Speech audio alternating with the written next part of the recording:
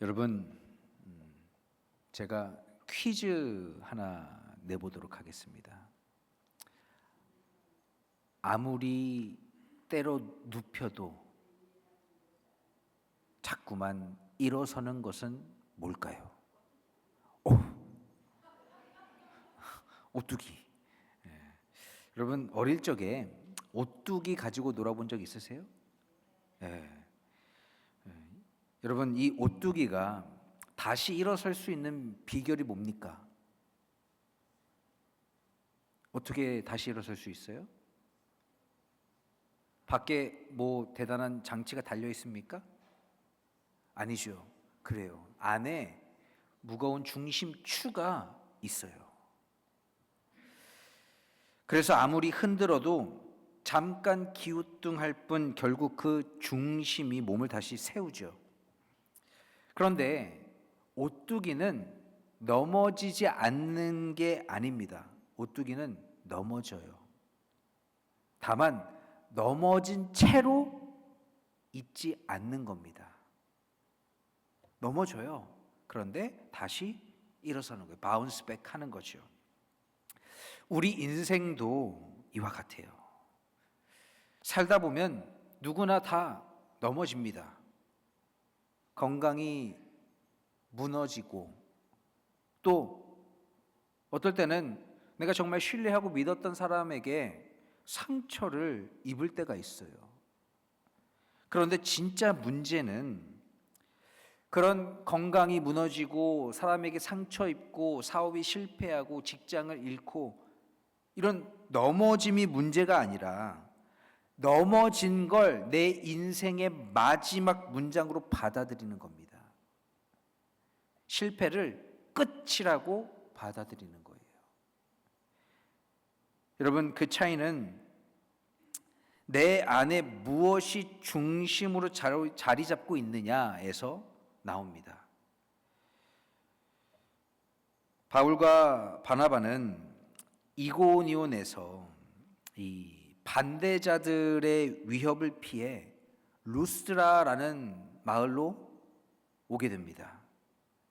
이 루스드라라는 곳은 정말 굉장히 낯선 이방 도시였지만 바울은 환경을 탓하지 않고 그곳에서도 복음을 전합니다. 그런데 그때 이 복음을 전하는 광장의 한편에 한 사람이 앉아 있었습니다. 바울이 복음을 전하는데 그 사람이 자꾸만 눈에 들어오는 거예요. 앉아서 미동도 안 하고 가만히 있는 모습이 눈에 들어와서 계속 살펴봤는데 이 14장 8절 말씀에 이렇게 말씀합니다. 루스드라에 발을 쓰지 못하는 한 사람이 앉아 있는데 나면서 걷지 못하게 되어 걸어본 적이 없는 자라. 즉 그 앉아 있는 사람은 태어나서 단 한 번도 걸어본 적이 없던 사람이었습니다. 그런데 여기에서 우리가 놓치지 말아야 할 것이 있습니다. 그의 발은 죽어 있었지만, 멈춰 있었지만 그의 귀는 살아 있었다라는 거예요. 9절에 그가 바울의 말을 듣습니다. 바울의 말은 뭘 의미합니까? 복음이지요. 예수 그리스도의 복음을 들었다는 거예요. 그리고 바울이 그를 주목하여 보니 그 사람 안에 구원받을 만한 믿음이 있었다고 성경은 말씀합니다. 여러분, 믿음은 들음에서 난다고 했지요.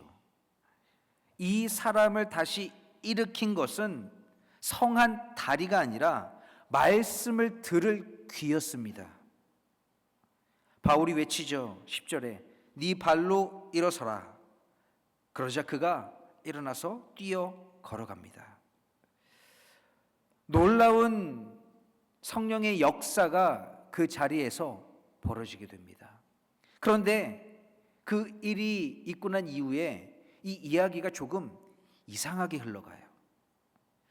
그 광경을 함께 목격했던 그 자리에 있었던 수많은 사람들이 바나바와 바울을 향해서 이렇게 외칩니다. 신들이 사람의 형상으로 우리 가운데 내려오셨다. 이들이 신이 아니라면 어떻게 저 사람을 일으켜 세울 수 있었겠는가? 그러면서 바나바를 제우스라고, 또 바울을 향해선 헤르메스라고 부르고 제사까지 지내려고 하는 거예요. 그 모습을 보면서 바울과 바나바가 어떻게 했겠습니까? 그래, 나를 찬양해라. 그래, 나에게 영광을 돌려라. 이랬을까요? 아니에요. 급하게 바울과 바나바는 옷을 찢고 무리 가운데 들어가서 이렇게 외칩니다. 우리도 여러분과 같은 성정을 가진 사람이라.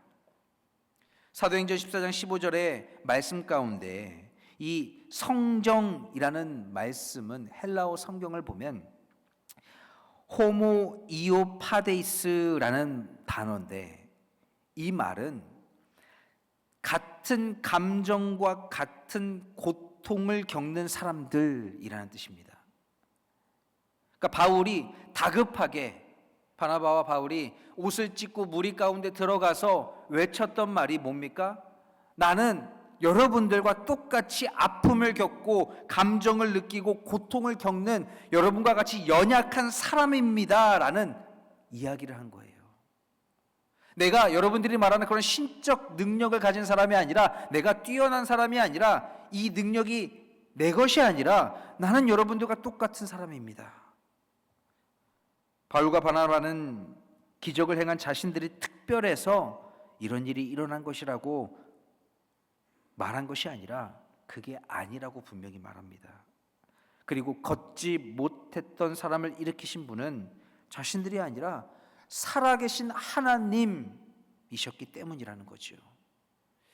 사람들은 그 기적의 현상을 보고 그 둘을 높였지만 바울과 바나바는 사람들의 시선을 다시 하나님께로 돌려요. 여러분, 이게 참된 믿음의 사람입니다. 하나님께 내가 쓰임 받았다고 자신이 하나님처럼 높아지는 것이 아니라 오히려 더 낮아져서 이렇게 고백하는 사람이죠. 나는 도구일 뿐입니다. 은혜는 하나님께서 베푸셨습니다 라고 말이죠. 그런데 반전은 여기서 끝나지 않아요. 19절에 유대인들이 쫓아와서 무리를 선동합니다.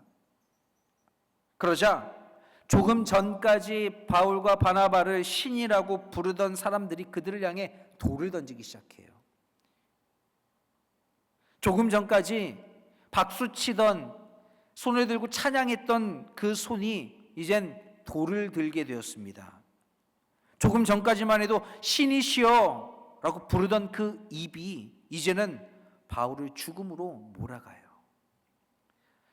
그렇게 바울을 향해 돌을 던지고 그 돌에 맞아 쓰러진 바울은 사람들이 미동도 하지 않자 죽은 줄 알고 성 밖에 갖다 버립니다.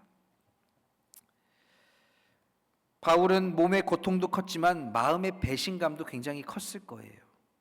그런데 바울은 이 무덤 같은 자리에서 다시 일어납니다. 무엇이 그를 다시 일어나게 했을까요?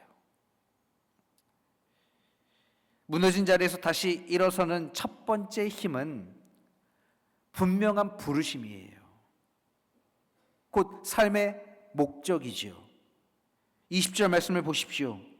제자들이 둘러섰을 때 바울이 일어나 성에 들어갔다가, 뭐라고 말씀합니까? 죽어서 성 밖으로 버려진 바울이, 죽은 줄 알고 성 밖으로 버렸던 그 사람들이 있는 곳으로 다시 일어나 들어갔다라고 얘기해요. 그 상처투성이의 몸을 이끌고 가장 먼저 들어간 곳이 어디입니까? 놀랍게도 방금 자기에게 돌을 던진 바로 그 성 안이었습니다. 여러분이라면 어떻게 하시겠습니까? 나를 죽이려고, 나를 비방하고, 나를 모함하고, 나에게 상처 주고, 나에게 돌 던졌던 사람들이 있는 그곳으로 여러분 다시 갈 수 있겠습니까? 못 가죠. 그러나 그는 자기가 피 흘린 그 자리로 되돌아가요. 스페인 바르셀로나의 사그라다 파밀리아 성당을 여러분 한번 떠올려 보십시오. 그 성당은 1882년에 공사가 시작됩니다. 이 성당은 그런데 140년이 넘도록 완성되지 않고 완성을 향해 가고 있어요. 가우디는 자신이 완성을 보지 못할 것을 알면서도 그 일을 멈추지 않았습니다. 왜입니까?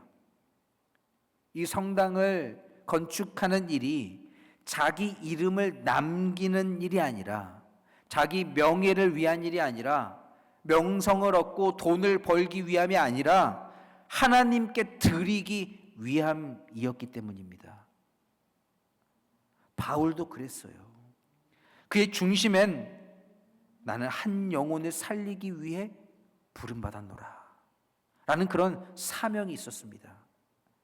그래서 그 부르심이 다시 일으켜 그에게 조금 전까지 죽이려고 돌을 던졌던 그 성으로 다시 들어가게 만든 거예요. 여러분, 내가 왜 이 자리에 서 있는지 그 이유를 잊어버리면 작은 바람에도 휙 하고 쓰러집니다.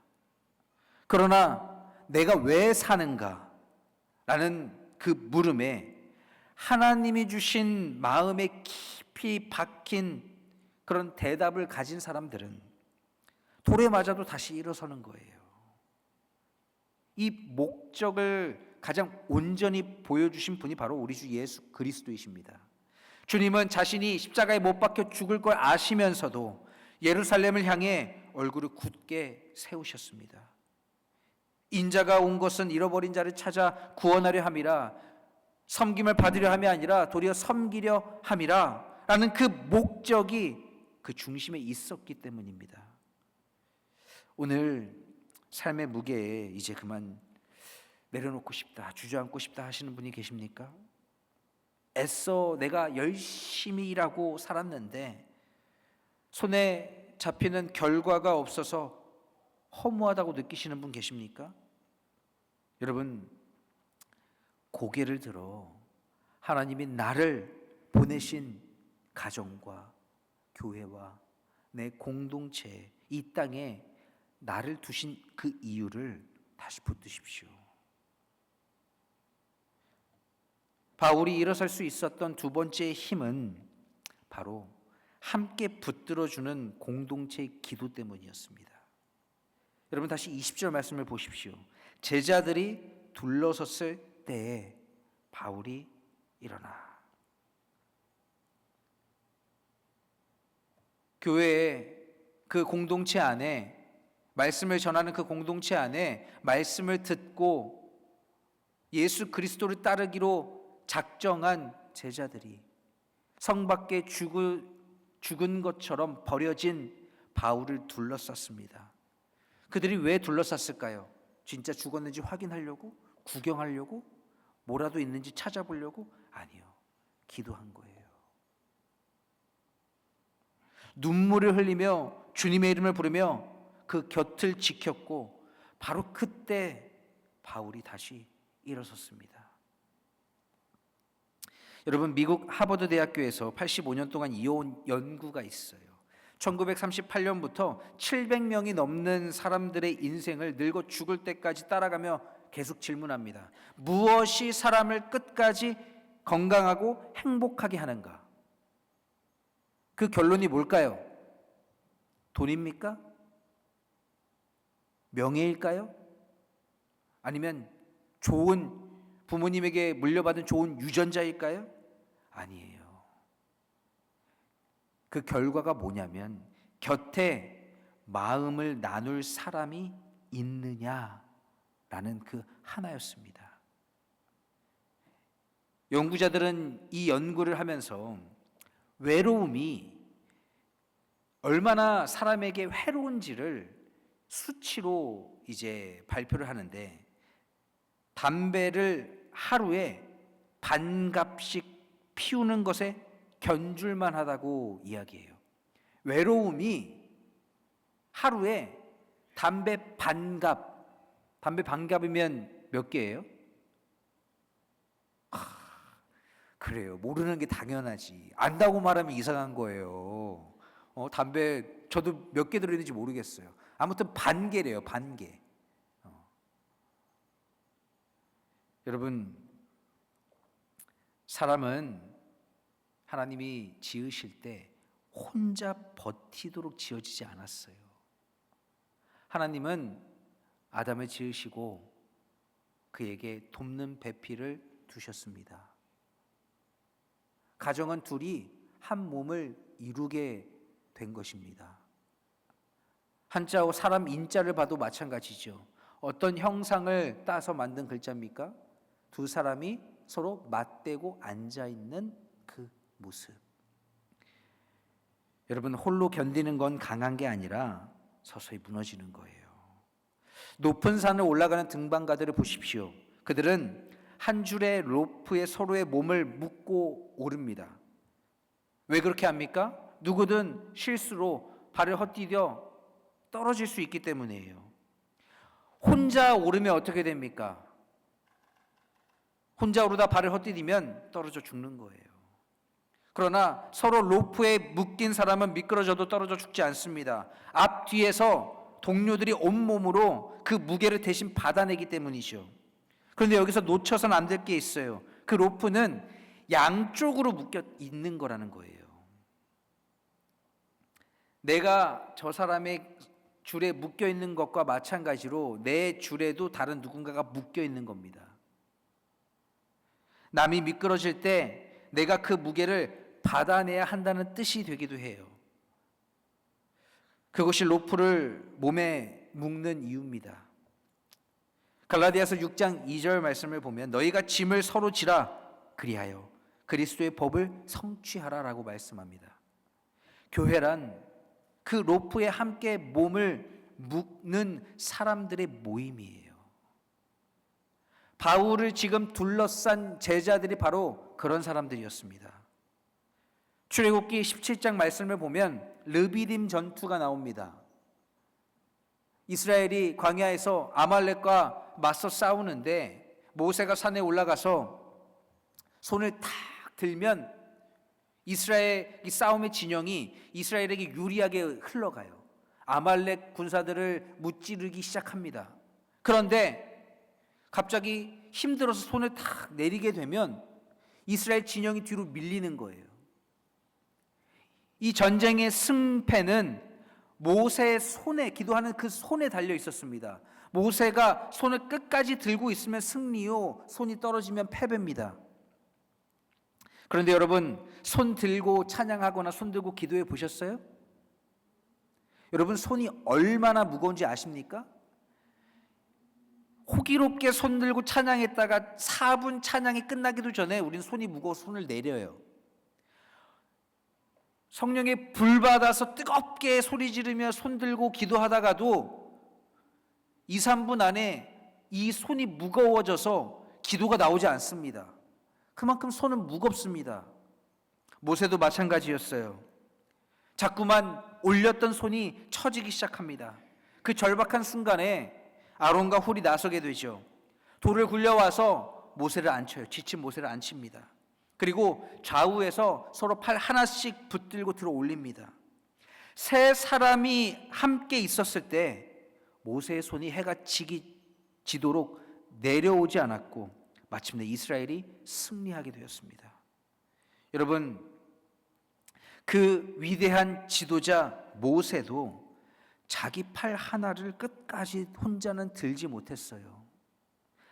하나님의 사람도 지칩니다. 목회자도 지치고 평생 신앙생활하던 장로님도 권사님도 집사님도 다 지쳐요. 지친다는 건 믿음 없다는 증거가 아닙니다. 그저 연약한 사람이라는 증거예요. 그러면 그 지쳤을 때 필요한 게 뭐냐? 왜 그것도 버티지 못하느냐라는 그런 책망이 아니라 말없이 곁에 와서 팔을 받쳐주는 사람입니다. 우리 공동체 안에도 이 붙드는 손길이 필요해요. 어깨가 지쳐있는 성도가 있을 때 다가가 여러분 말해 주십시오. 우리가 기도합니다. 혼자 끙끙 앓지 마십시오. 서로의 짐을 나눠줄 때 죽은 것 같은 영혼이 다시 살아 숨을 쉬는 거예요. 쓰러졌던 바울을 일으켰던 세 번째 힘은 바로 고난을 하나님의 관점에서 다시 읽어내는 믿음의 해석이었습니다. 돌에 맞아 쓰러졌다 일어난 바울이 이튿날 바울은 21절에서 놀라운 길을 걷습니다. 루스드라와 이고니온과 안디옥으로 돌아가서 자기가 쫓겨나고 돌에 맞았던 바로 그 도시들로 다시 돌아가요. 왜 그렇습니까? 22절 말씀에 제자들의 마음을 굳게 하여 우리가 하나님의 나라에 들어가려면 많은 환난을 겪어야 할 것이라. 바울이 선교 여행 중에 복음을 전하고 그 복음을 듣고 믿음으로 순종하던 제자들이 생겨났습니다. 그 제자들에게 그 믿음을 굳게 하기 위하여 다시 들어간 거예요. 여러분, 바울은 예수 믿으면 다 잘 됩니다. 예수 믿으면 복 받습니다. 근데 그 복은 여러분 기도하면 뭐든지 다 하나님이 이뤄 주십니다. 돈도 주시고 성공도 주시고 이런 세상이 말하는 형통함이 아니었습니다.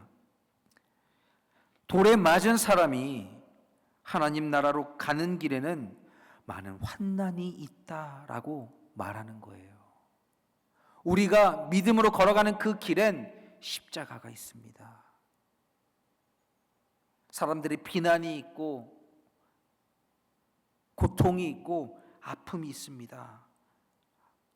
그 말을 돌에 맞아 쓰러졌던 바울이 말하기에 그 말에는 무게가 있었어요. 여러분, 여기에 바울이 무너지지 않는 비밀이 하나 있습니다. 그건 뭐냐?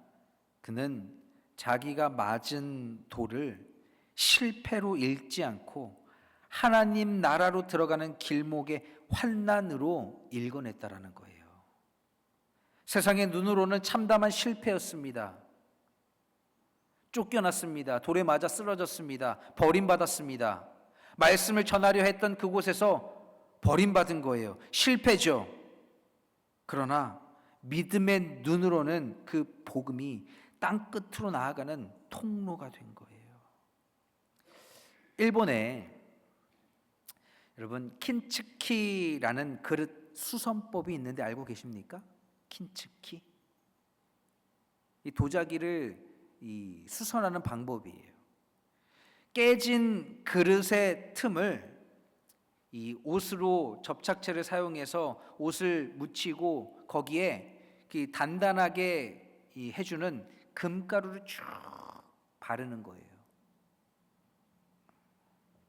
깨진 그릇을 접착제와 금으로 이어 붙이는 겁니다.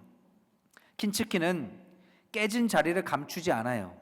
오히려 깨진 자리를 금빛으로 드러냅니다. 깨진 자리가 흠이 아니라 그 그릇의 이야기가 되게 하는 거죠. 근데 여기서 우리가 꼭 알아야 할 세 가지가 있습니다. 첫 번째로 이 장인은 깨진 조각을 하나도 버리지 않는다는 거예요. 버리면 이어 붙일 수가 없기 때문입니다. 아무리 작은 파편이라도 다 찾아내 제자리에 놓아요. 여러분, 우리는 어떻습니까? 우리는 늘 인생에서 쓸모와 무쓸모로 나눠요. 이 물건 나에게 쓸모 있는가? 쓸모 없는가? 저 사람은 나에게 쓸모 있는 사람인가? 쓸모 없는 사람인가? 이 일은 나에게 쓸모 있는 일인가? 쓸모 없는 일인가?